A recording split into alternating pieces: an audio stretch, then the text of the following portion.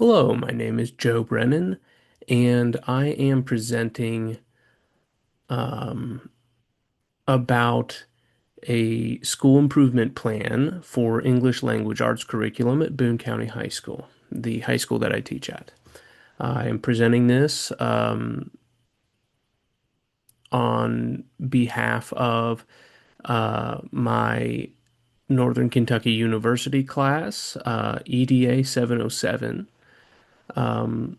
So without further ado, let's go ahead and begin the presentation.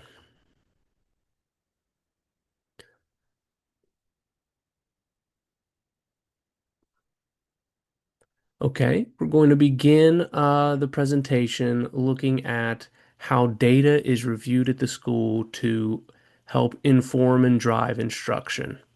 There are four primary ways in which data is captured beyond the ordinary grades given within the school. Um, More and more, the grades, the assignments that we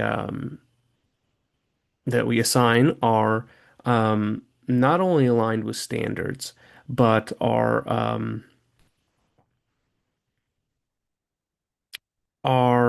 common between the teachers, not just within our school, but across schools within the district, as we are moving towards adopting HQIMs, high quality instructional materials, formerly known as HQIRs, high quality instructional resources. Um, In years past, we had common summative assessments written by the district and given by the teachers within the district um, in order to help drive data that way. Um, and just last year, we began to develop common formative assessments as well. Those became more developed in certain disciplines more than others. Um, and one of our major goals for PLCs this year is to adopt uh, common formatives, which should be relatively seamless given the fact that we are adopting HQIMs throughout the district. Okay, so in previous years, we gave common assessments through assessments loaded onto Mastery Connect. Um, but I believe moving forward, they are going to be through our HQIM's um, online program. And we are using HMH Ed.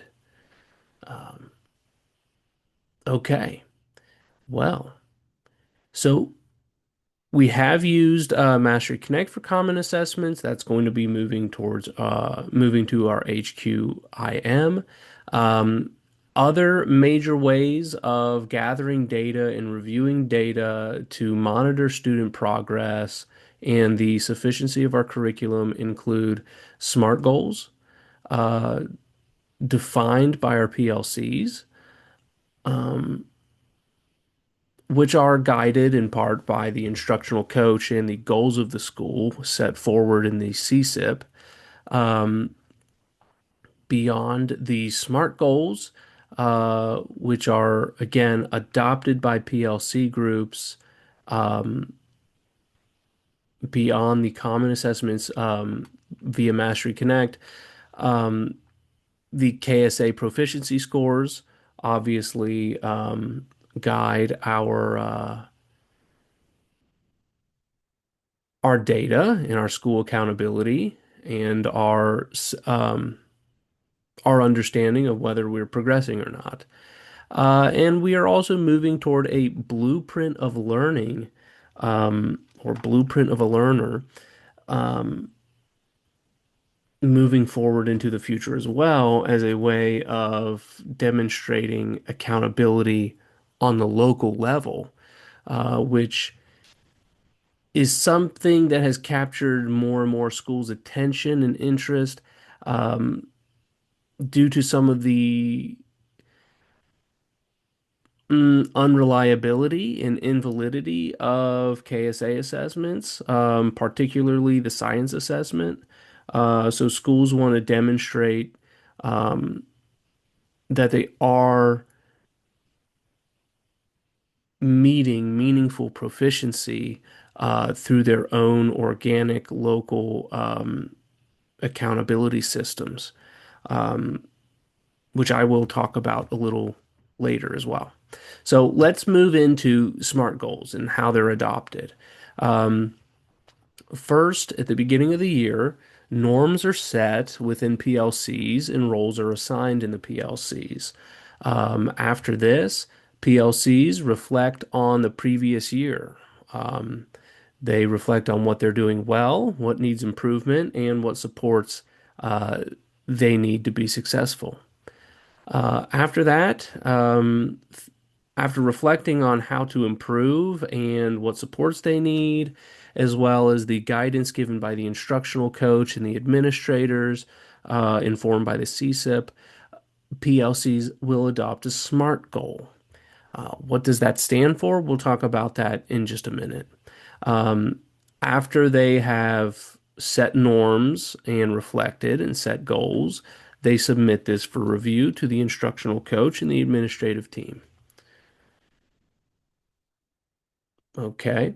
Here is a picture of how norms are thought about and adopted. So we consider five different areas um, that all reflect mm, good principles that should exist within a bona fide PLC. So, listening, confidentiality, decision making, participation, expectations. These things will keep the group on track, keep them productive and positive, and which all works towards building collective efficacy among the teachers.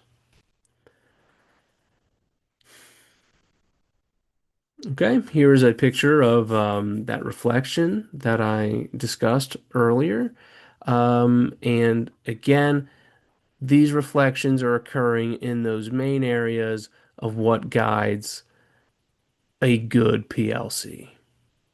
It's the focus on learning. How can we foster a collaborative culture within the PLC? How can we encourage members to take responsibility? Um, and have a growth mindset, and how is how is our work data driven and results oriented. um, so again, after this reflection occurs, we set our SMART goal. SMART stands for specific, measurable, achievable, relevant, and time bound. And the SMART goal reads basically like by such and such a date, our PLC will take such and such an action in order to achieve such and such a goal. We will measure our progress by such and such evidence. Okay. So in years past, past 2 school years, we have the English department, and I am an English teacher, has adopted the SMART goal of improving writing proficiency for grade 9.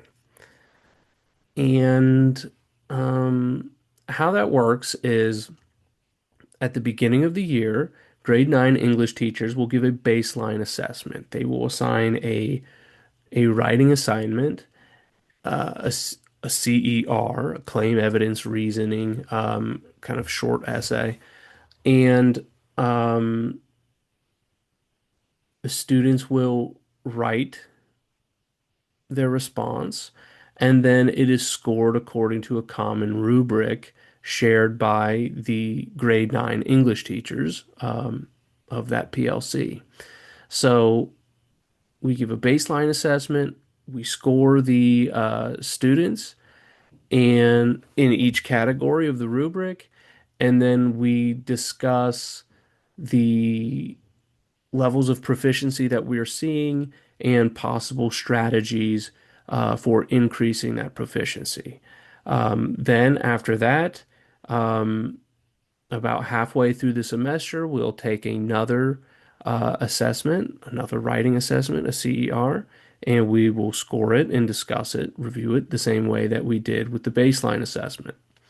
Then at the end of the semester, we will give a final writing assessment and discuss the progress um, that was that was made between the three assessments. So we'll see how much we progressed, did we meet our goal, and how can we improve in the future? How can we replicate the successes that we realized this semester? And which teachers did a really good job achieving high proficiency rates or good student outcomes, and how can we learn from them? So that is how that works. Here's an example of the SMART goal from the 2023 to 2024 year. Students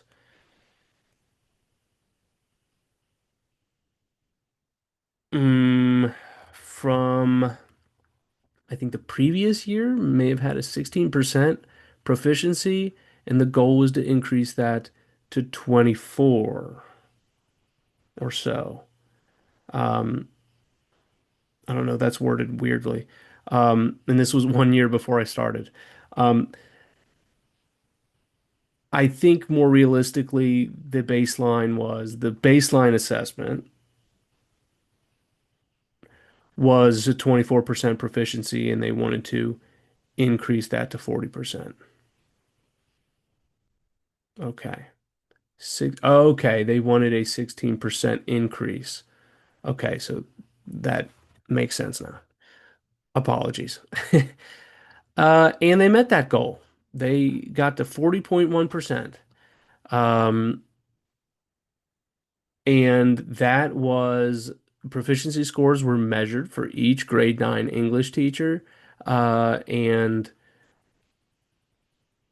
it calculated accordingly, and then it was determined how the overall proficiency, what the overall proficiency was. So that was wonderful. That having setting that goal provides intention, accountability, and ensures that that work is getting completed. Um, the following year, the 2024 to 2025 year, which is when I started, um, our goal was to go from the 22% baseline proficiency to 60% by the end of the year. Very lofty goal, um, perhaps a little too lofty. We didn't quite reach 60%. We got 50%, but we saw some excellent work and excellent improvement from everybody. And that 50% is higher than the previous year's 40%. So that was wonderful work that we did last year. Um, and here we see an example of the proficiency scores broken down by teacher. So we have a bit of an idea of whose strategies are working, how are they improving, can we learn from those teachers, and just a record of accountability. Um, but beyond that, yes, just a record of numbers and how we reached proficiency. All right. One of the next major ways in which we gather data and monitor progress was through the Mastery Connect Common Assessments. This included summative assessments and formative assessments. Um, these assessments were all aligned by standards, and the summative assessments emphasize certain priority standards. For us in English, it was mostly reading comprehension was a big standard that was emphasized again and again in these summative assessments. That is RI 9.1 and RL 9.1. So comprehension of fictional and informational or non-fictional texts. Um, I believe RI and RL 9.3 and 9.4 were also um, priority standards. Okay. Again, these assessments were written by district professionals, um, and the data, the proficiency scores of these assessments were are reviewed by teachers, and changes would be recommended to the assessment for the assessment itself, for the district to change in case there was, an error in wording or a confusing wording or anything like that. Um, Teachers would also plan future actions or adjustments to the curriculum according to student performance as well. For example, areas or problems in which students got a lot of the questions wrong. Um, were were areas that teachers felt we needed to improve on. So, and again, these questions are aligned to standards, so we can see which standards we needed to do a better job of teaching or conveying or having students understand. Um, and so, our instruction would be discussed during PLCs. For example, we might say, well, I taught this, and I don't know why they're not getting that. And we could look at the wording on the assessment itself and say, well, maybe they need more help understanding academic vocabulary. Maybe we need to increase their familiarity with this vocabulary and incorporate more vocabulary strategies within our instruction. Um, Okay, that kind of thing. And I will give an example of that work that we did in a upcoming slide. Um, and of course, the Mastery Connect assessments, we could also see how our students were scoring. Um, by teacher, and so we could see which teachers were doing a good job, or rather, which teachers had students who were doing a good job in a certain standard or on certain problems. And then we would discuss and try to figure out why that was and replicate that teacher's successes. Um, Progress monitoring and needs identification of individual students. Okay, so of course, having the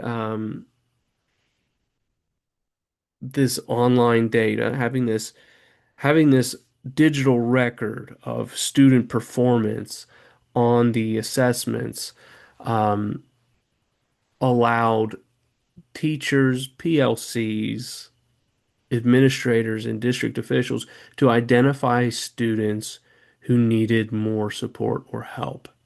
Um, and it provides a record of progress that can be reviewed throughout this student's education. So that all provides useful data uh, for teaching the student in the future, for placing the student in any kind of remedial classes like reading intervention, um,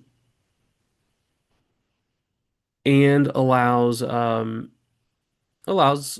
the school to gather data and determine whether the student needs supports or an IEP. Okay. And then finally, through Mastery Connect, there was also the MVPA test given throughout the district, which was just it was a more comprehensive, longer test um, that allowed us to gather more data on standards. Um, and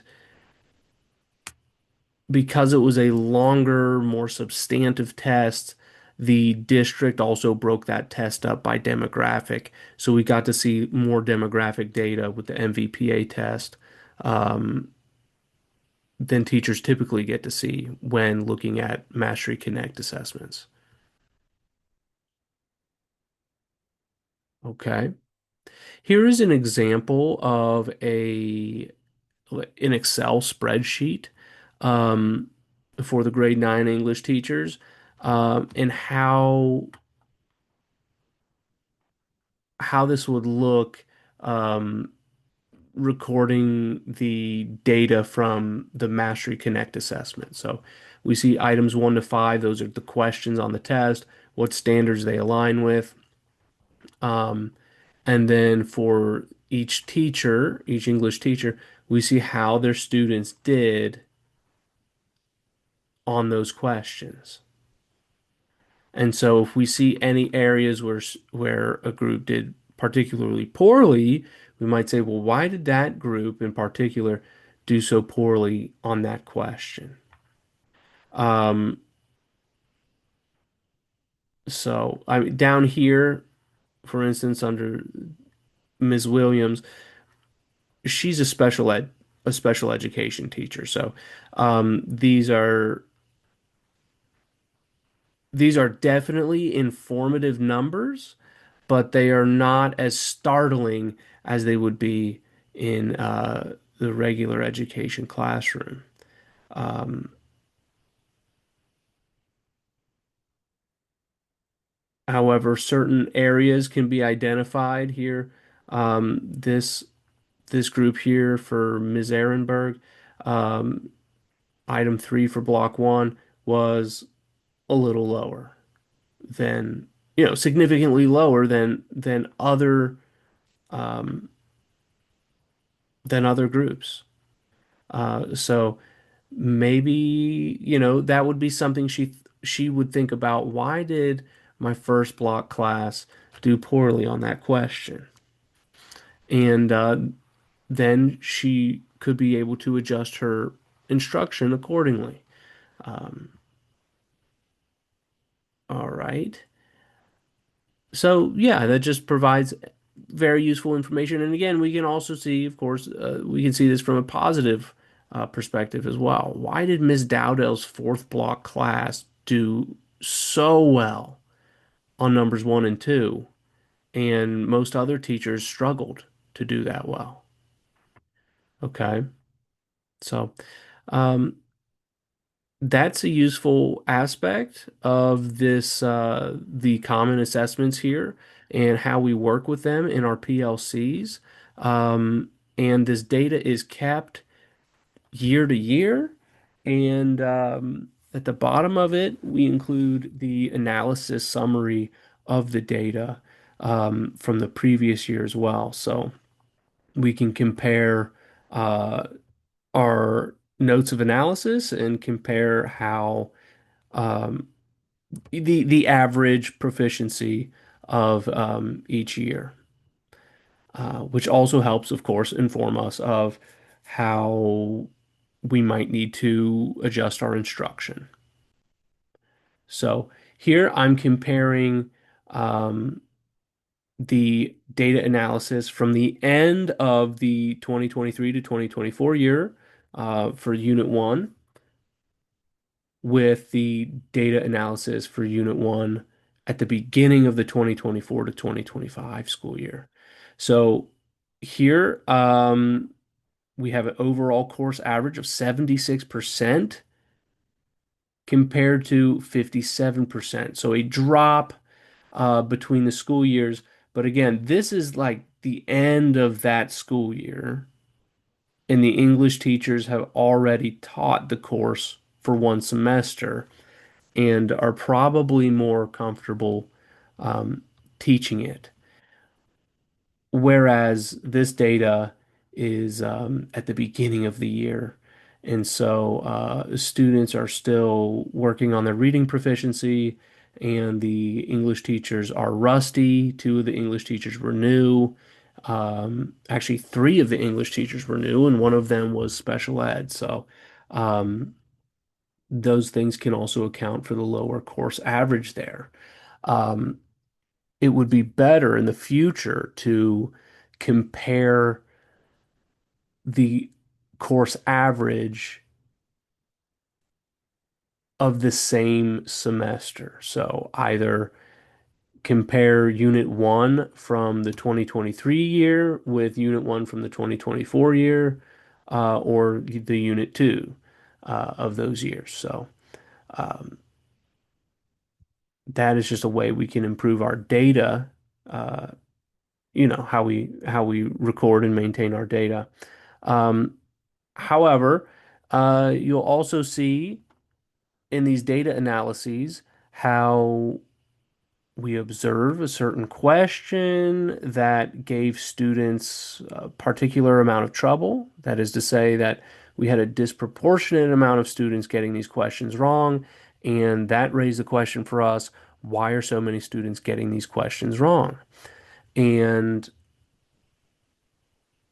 some sometimes we concluded that it is the question itself that's causing students to get it wrong. Maybe it's the wording, maybe it's the type of question. Here, students tend to do poorly on questions where they have to choose more than one answer. And we found that this option here, D, was too good of a distractor. Um, we compared the performance between semesters as well, between fall and spring, and you do see improvement there between the semesters, but you still see a lot of students putting D, which is incorrect. So there is an example of a correction to the test that we proposed. And then other times, of course, we conclude that we as teachers need to do a better job focusing on certain areas of knowledge or skills within our curriculum. Um, so that is an example there of how we analyze the Mastery Connect summatives and monitor student progress that way in order to improve our teaching practice. And again, we can look at individual students as well, which I have not shown here, in order to monitor their progress and identify them for any intervention that they may need. Um, okay. Then here is the MVPA data from 2023 to 2024, broken down by teacher, um, and block or period, it says here. And we compare these scores with the district scores, and we can see what we're doing well or what we need to work on relative to the other schools within the district. And we've also broken down the MVPA data by ultimately regular education students, special education students, and accelerated or honor students. Um, okay.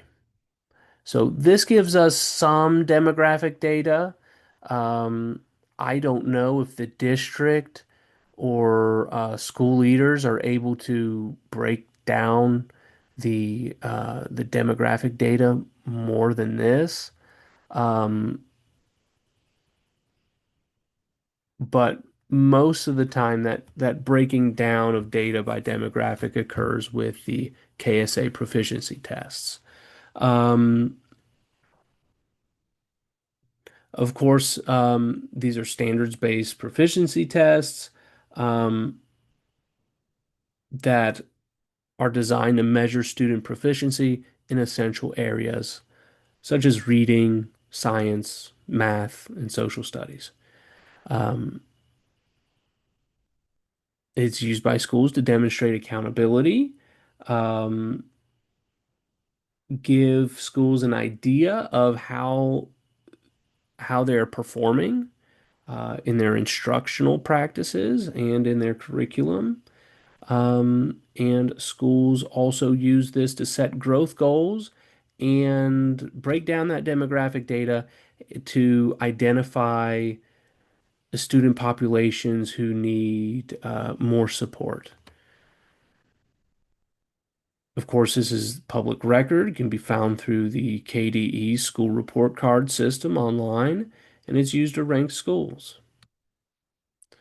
I looked at the data from the KSA on the reading test at my high school for the past 3 years and created this table to to demonstrate the progress and growth that we've been monitoring as a school, and it was very interesting.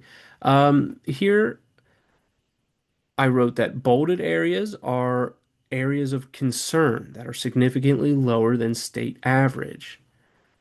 So, for example, here the female population in 2021 to 2022 scored 45% proficiency, whereas the state average was 52%. So somehow the female population was doing worse at this school and needed some particular attention, support to increase those scores. And I'm happy to say that our school was able to do that tremendously well. If you look at the next year, it's underlined are areas of significant improvement over the previous year. I didn't use like the 6% statistical significant figure. I just kind of informally defined significance as being 5% or more. So here, growth was 5%. I underline that. That is a big improvement over the previous year. And then the year after that, it grows 7% and goes above the state average. So that was tremendous, where our school was able to identify this population and improve their scores. Also on this chart are some italicized areas, which are areas of success that are significantly higher than the state average. So here the 57% is just 4% above the state average. And I kind of privately defined significant as 5%. So anything that's 5% above the state average, such as the Hispanic proficiency score here in the 2023 to 2024 year, is italicized. Okay. And so, yes, bold is significantly below the state average, and italicized is significantly above state average. Underlined means this is an area of significant improvement over the previous year, and red signifies an area of significant decline over the previous year. But this our school did such a fantastic job. I'm really proud of these numbers. Here we had males kind of at the state average, maybe a little below, and now they're a little above average. Um, I mean, you can just look at the overall score. Overall, we were 3 points below state average in 2021 and 2022, but in 2023, we were 3 points above state average. Here, there are some very interesting numbers in all of this as well. The African American population in 2021 to 2022 did did alarmingly poorly on the KSA compared to the state average and the district average. But the very next year, improvement more than doubles and goes above the state average and above the district average.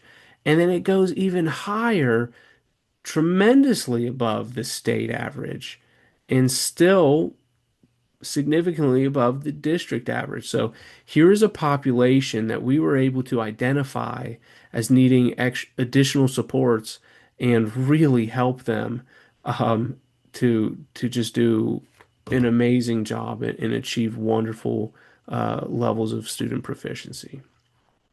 Um,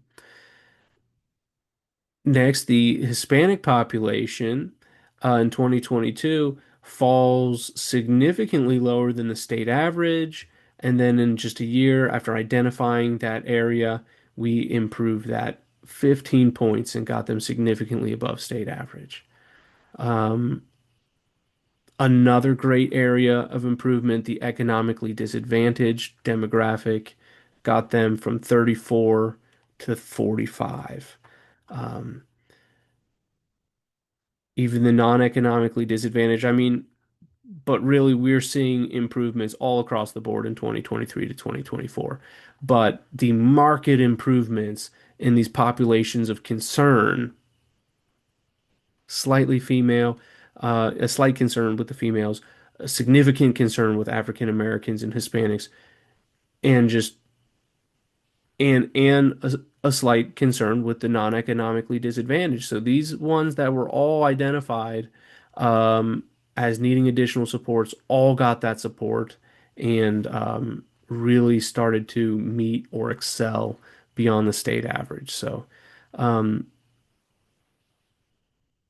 and students without disabilities. But like I said, that's everyone across the board doing better in 2023 to 2024. Um, Really neat to see how we use our proficiency scores in that way. Finally, I mentioned the blueprint of learning, which many schools are starting to move towards for their local level accountability systems. Here, this is kind of a portfolio-based accountability system where seniors will present a portfolio of their best work throughout their student career in high school, and those works are scored by teachers using a rubric. And overall, it provides a view of their progress throughout high school, um, and in a more meaningful, creative way that's more individualized for the student and celebrates their personal genius and talents. It also provides a good view of alignment between the grades, alignment in curriculum, and the sufficiency of the curriculum. And this is the year we're really launching this at our school. So that is yet to be seen how that will go, but our school is pretty optimistic about it.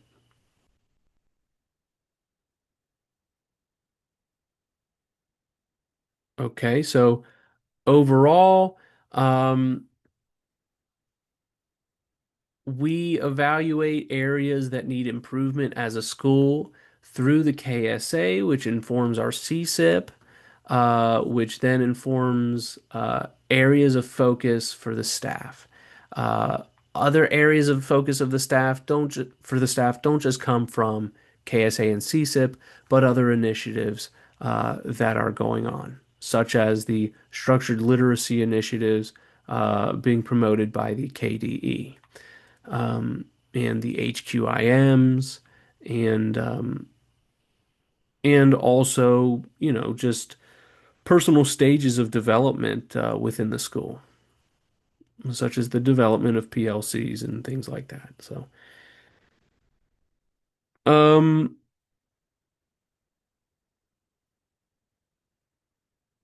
okay. I also wrote that departmental goals can also be adopted to facilitate better alignment and more familiar and effective instructional routines. So as different grade levels communicate their needs, we can work together to produce better student outcomes. And I think that is an important point to note as we adopt the HQIM throughout the grade levels and begin to think about what skills are they coming to me with at the higher levels, and what skills do I find that they're lacking at this level. Um, what are they comfortable doing and, do readily and easily, and what tasks do they struggle with and need more support. So all of these things can be thought about and discussed in order to improve instruction between grade levels. Okay, now after goals have been identified, the HQIM is adopted. Um, and an HQIM will be adopted um, according to its potential to meet our goals as a school, um, and to meet of the initiatives determined by the state government, the Kentucky Department of Education. So the HQIMs for English focus a lot on the science of reading or structured literacy, which is I think is just fantastic. I'm very enthusiastic about it, um, because it really gets at how reading occurs, how reading works, and all the all the components or aspects uh, of reading and how to isolate those areas in order to improve them and improve reading comprehension so that we know exactly what we're doing and we do it systematically with high quality materials instead of just guessing or going off of opinion or anecdotal data. Um, we have really good uh, understanding of everything involved in reading, how we can measure that and really um, improve literacy and student outcomes in our instruction through meaningful data that is going to drive that instruction and our decisions. So the district sets a goal to adopt the HQIM, and I linked that here, what our district's timeline is on doing that, preparing for that launch, and then that launch is happening this school year. So we reviewed HQIMs um, at the during the second semester of the previous school year, and we those have been delivered to our school, and we are ready to implement them this coming school year. Um, And then this document also shows some of that process where we sample the HQIMs within the buildings. We have recorded interviews with the representatives of the HQIMs. We can even, look through the HQIM online resources through demo accounts and professional learning, um, pilot a lesson, and vote according to rubrics, which I will show here soon. These slides show the district's rubric, the rubric that the district came up with, uh, where they are setting their goal to uh, adopt HQIM for the coming school year, and how that's going to be achieved. Sampling each program, um, looking at each one and seeing how it aligns with standards, getting teacher input on it, and things like that. And this slide here shows um, what this looks like over the long term. We adopt the HQIM, launch some professional learning, which is ongoing, and we start implementing that professional learning and continuing it. Um, okay, so that was that document. Okay, the district also provided their rationale for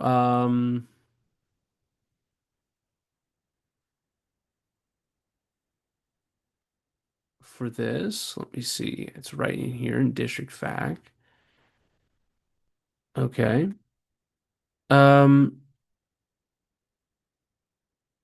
where HQIM, formerly known as HQIR, is described, and why it's being adopted, what are the advantages of it, and all those things. So, what's the review process? Really excellent resource here, publicly available for all stakeholders within the school system. Okay. And then, okay, the district sets timelines, and that was in this document as well. Um, okay. Like I said, they also consider stakeholder input and teacher feedback and concerns. So, teachers did a survey of hopes and fears with all this, um, so that their concerns could be addressed, and that both their positive and negative concerns could be addressed. So, and specific guidance given to the teachers to help them adjust and adopt the HQIM. Um, so wonderful work we did here as a school, and obviously very useful and necessary to make teachers feel valued and efficacious in their role as teachers. Okay, like I said, the district provided their rationale for HQIM, which boiled down to um, the HQIM provides literacy strategies based on the science of reading. It's standards aligned. It is written by experts, um, and the assessments are valid, reliable, and success can be replicable through following the HQIM and successful instructional strategies, which are recommended by the HQIM and supported by professional learning. The HQIM is conducive to collaboration and professional learning, and it allows teachers to focus on instruction itself rather than the development of materials. Um, And the HQIM is grade appropriate. It has text at the Lexile level that is in the zone of proximal development for the students of the grade. It's differentiated and it's equitable. So the HQIM has a variety of tasks that don't just support literacy and learning and skills, but also engage different types of learners and learners from different backgrounds who have different interests, etc. And it is designed for equitable outcomes for students. So not a not an ethnocentric kind of text, but inclusive and accessible to all students. Um, Consider stakeholder input. We did that. Um, the next step in adopting the HQIM is there is a review process, um, including the recorded interviews with the representatives, as I discussed earlier, and we evaluate the HQIMs using rubrics. So we evaluated 3 different HQIMs with rubrics. Um, we settled on HMH, We thought that was an excellent HQIM, and we will be implementing it this year.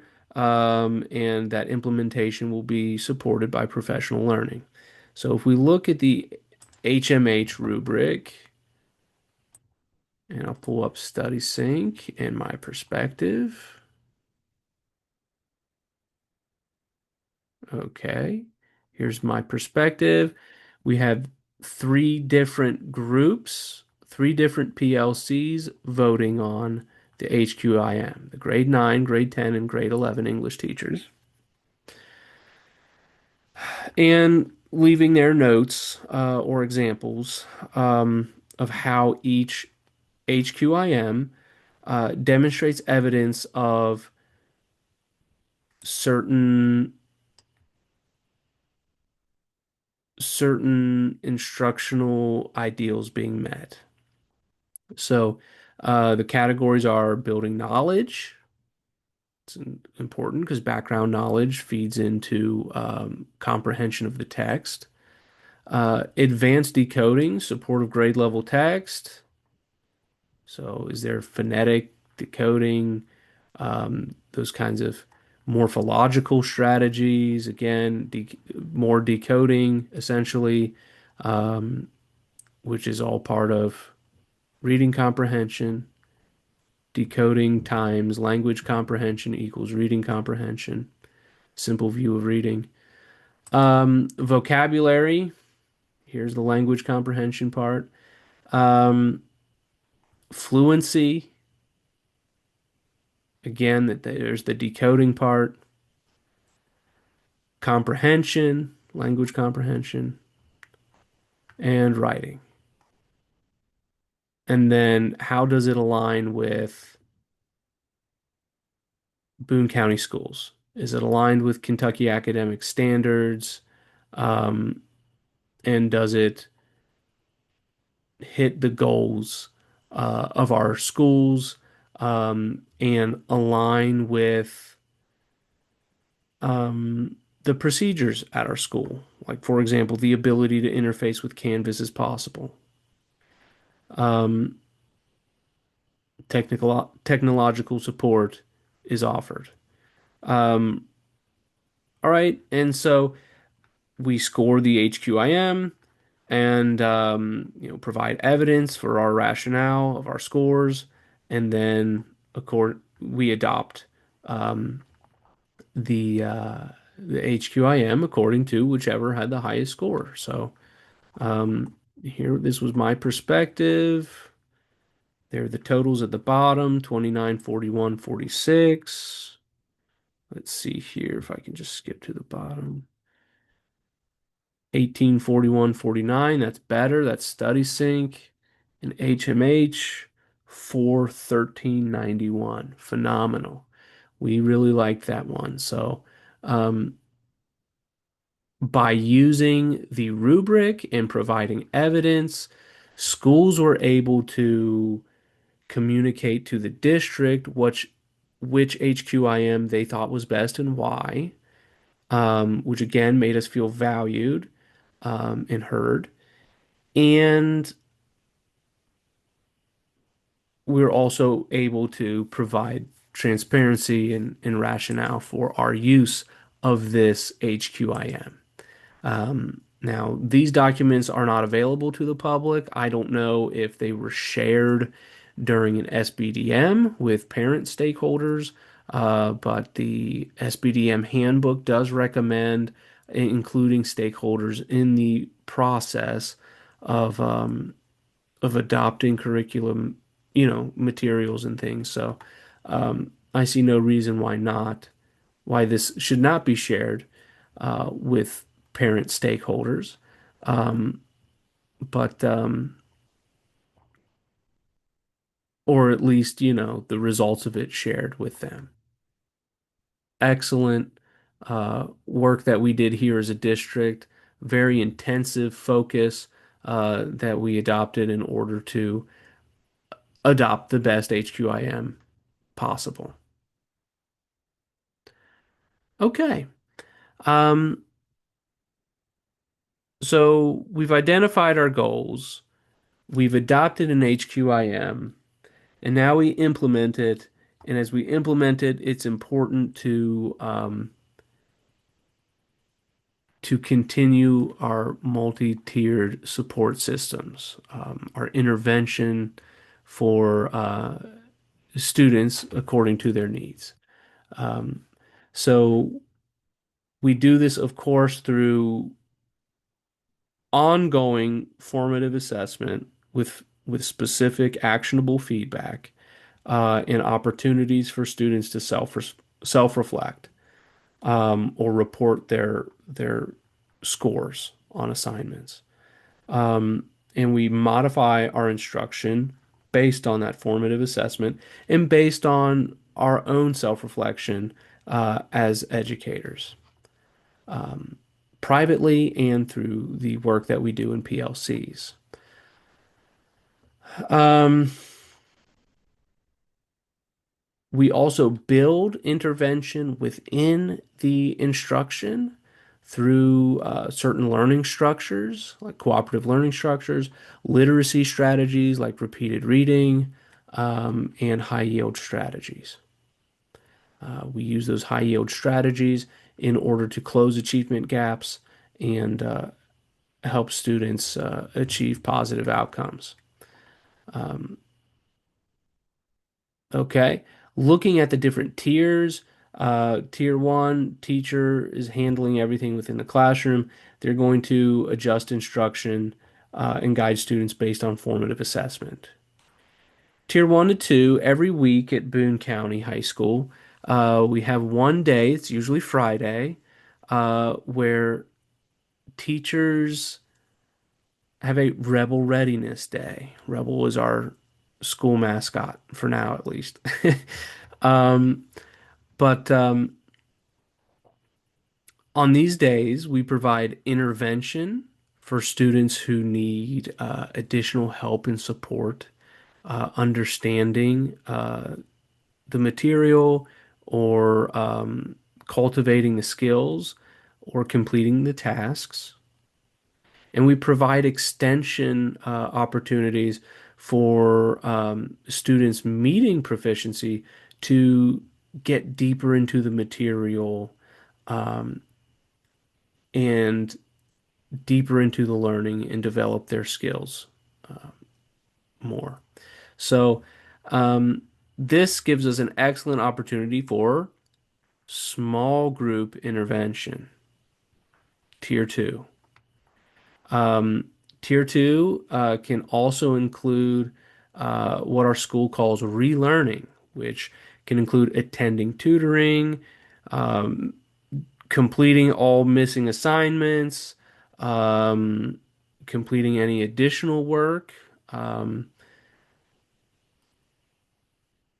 possible test corrections or essay revisions, or completing of an online module or something like that. So additional opportunities to complete assignments or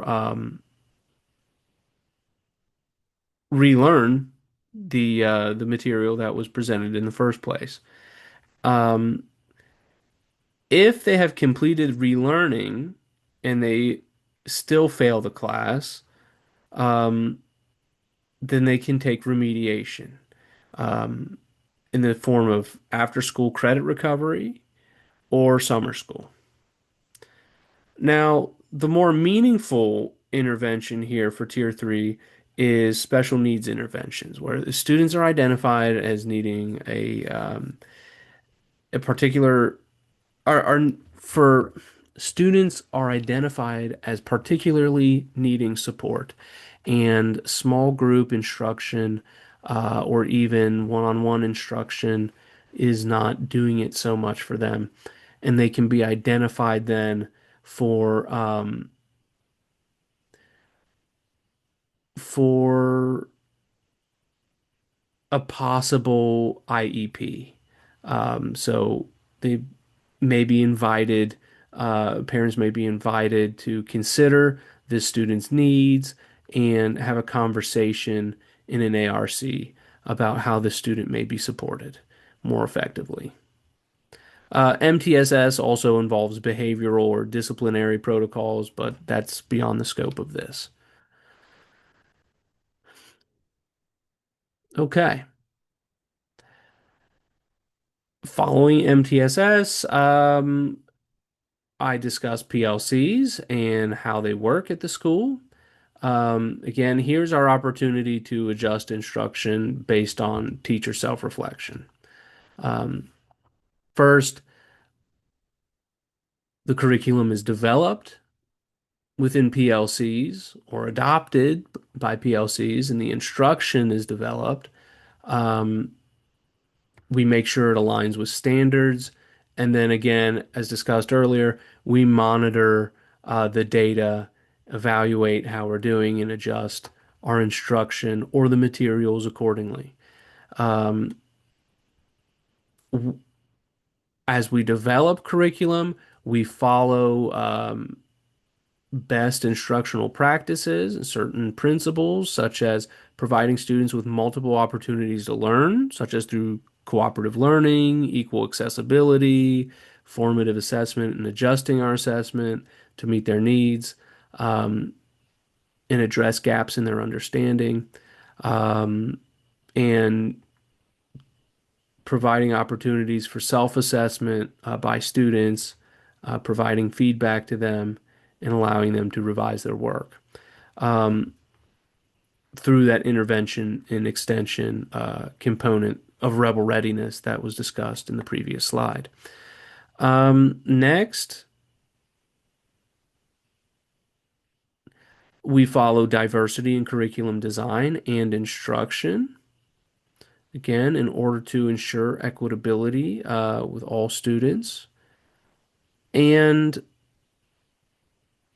we follow an ideal curricular sequence and alignment across grade levels, a sequence that supports student learning. Um, so, and builds off of previous knowledge gained earlier in the semester. So, following that, PLCs follow the principles of good PLCs, which include a collaborative culture and collective responsibility, like growth mindset I mentioned earlier, and a data-driven, results-oriented um, approach as well. I'm going to skip a slide and come back to that previous slide. Again, these are the three big principles for effective bona fide PLCs, and they have been emphasized by school leaders this school year as we begin in order to focus PLCs as before they adopted their norms and ensure that PLCs do the best job they can. Um, okay, a brief history of PLCs at Boone County High School. They were kind of implemented in 2019, and then COVID happened, and they needed to be, implemented again with more fidelity and follow through and less disruption. Um, the common summatives were created in 2022, um, and that work was continued. That we use that data to drive instruction. Um, then last year, common summatives were adjusted. Um, the data was more, scrutinized, and just instruction and the summatives were more fine-tuned. And it doesn't say this on here, but probably half of the PLCs began adopting common formatives as well, and starting to use them throughout the last school year. This school year, the focus is on common formatives. Again, it will also be common assess summatives. Big focus for our school is implementing these HQIMs. So that's going to be the big focus, I know, in our PLCs. And it says making data-driven decisions. So,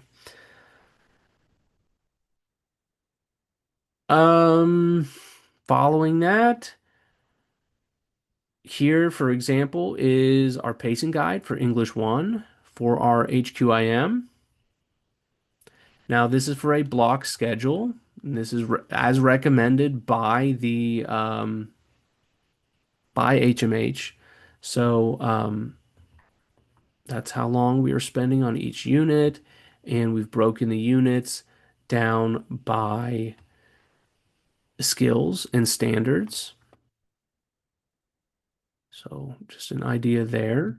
Then here is another look at the unit, the anchor text of the unit, the essential question, summary, learning targets, and the standards that are assessed. So a very um, nice overview of the unit here, and a very good example of how it is aligned with standards.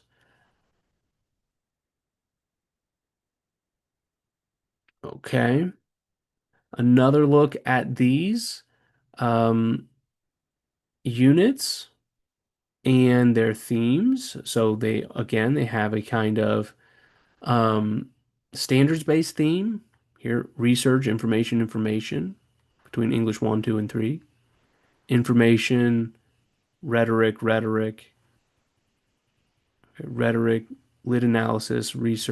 lit analysis, research, lit analysis. So, um, an interesting look at, just an overview of the curriculum between the grades and the HQIMs that are going to be adopted with these grades. So, um, here again, this will allow us to do a better job aligning our curriculum across grades. And it also provides a an example of the sequence of learning. So you start with logic, and then you can get into rhetoric, and then you can get into fiction. So I think the sequence or progression of learning is very natural in uh, in the HQIM. Okay, and then overall, I'm just going to read off of the slide here. In order to improve proficiency in all student populations in the area of ELA, the state has launched the initiative for schools to follow best practices for teaching literacy, structured literacy instructional system, and encourage schools to adopt HQIMs, formerly HQIRs, to meet this goal. Through professional learning, progress monitoring, intervention, and bona fide PLCs, schools can use HQIMs to demonstrate improvement in proficiency scores to help them meet their CSIP goals and become better schools with better student outcomes. So, in order to provide the 30, 60, 90-day improvement plan, um, I propose that by day 30 of the school year, schools establish SMART goals, PLCs establish their SMART goals, and give their baseline assessment and discuss the results, um, and begin employing strategies for instruction and strategies for improving um, their SMART goal. Okay, so first point, focus on establishing the SMART goal and thinking about how to improve performance in that area. A second, begin teaching the HQIM, give common formative for Unit 1, and discuss the experience of teaching the HQIM, of using it, and support the other teachers within the PLC to help them um, deliver the material and provide instruction more effectively and improve student outcomes in literacy and comprehension. Um, then give the common summative for Unit 1. Again, discussing the results and strategies for improvement. And then finally, uh, discuss and adopt literacy strategies to utilize in instruction. Okay, all by day 30. SMART goal, Unit 1, literacy strategies. Day 60. By day 60, the KSA scores from the previous school year should have been released. And so those will be reviewed, and we will discuss possible curricular elements that led to the change in scores, whether that was an improvement or a decrease.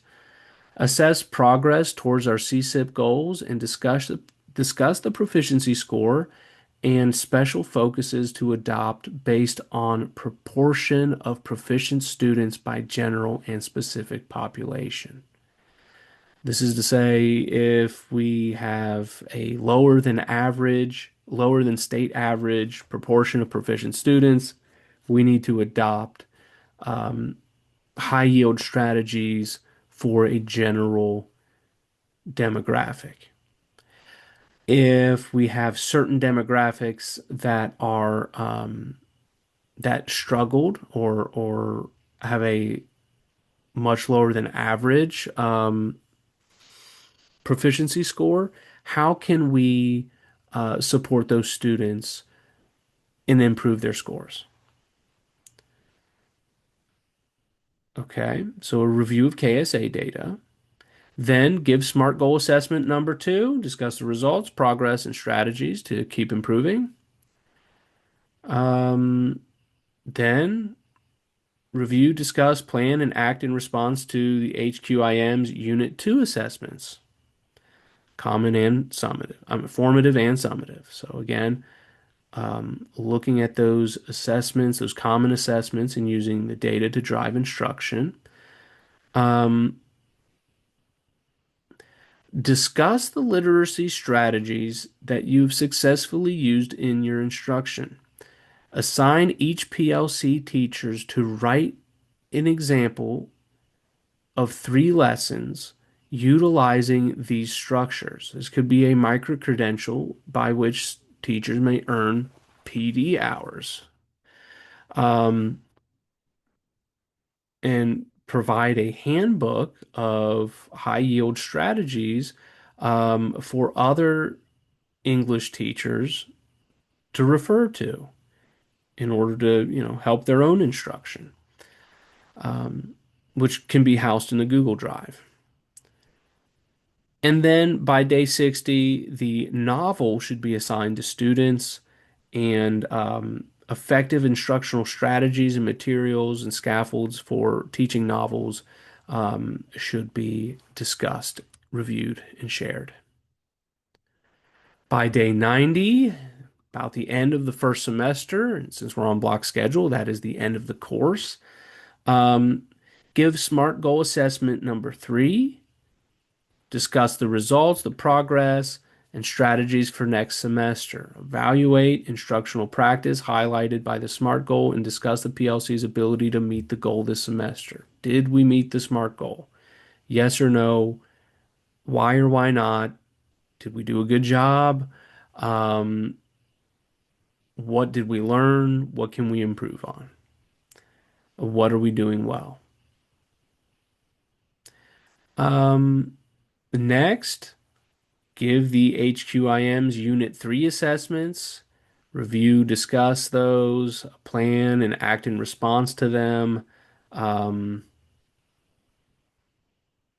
and in response to the students' dispositions and assessments of the novel. So, 2 things going on here. We're looking at how successful was student learning through the HQIM in this course, and what can we do better?